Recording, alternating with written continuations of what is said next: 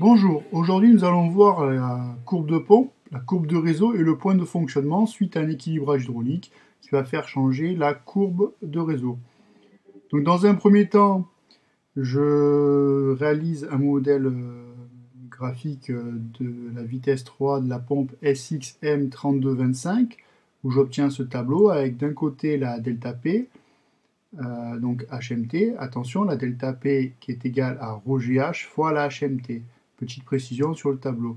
Et l'autre colonne, le débit. On va en ressortir la courbe de pompe, voilà, tout simplement.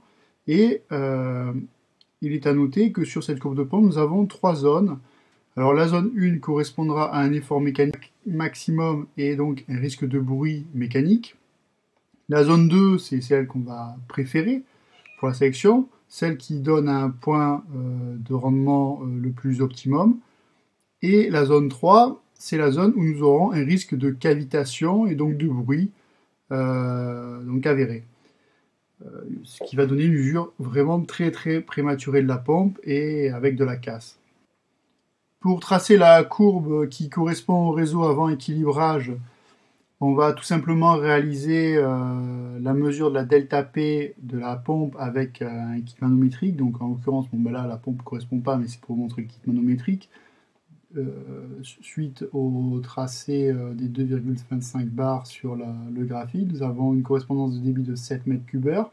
Ce débit étant trop élevé au vu des émetteurs qui alimentent la pompe, par exemple si on veut alimenter les émetteurs à raison de 4 m3, nous allons donc avoir une nouvelle delta P, car nous allons avoir une nouvelle courbe de réseau. Alors, forcément, on va se servir de ce point-là pour recalculer le coefficient A, le coefficient donc, qui va nous permettre de faire la courbe exponentielle envers du réseau. Et on obtient donc une pression qui sera de un peu plus de 3,4 bars. En conclusion, on va devoir installer après la pompe une vanne de réglage. Cette vanne de réglage aura pour perte de charge la différence de delta P entre les deux points de fonctionnement, soit 1,15 bar.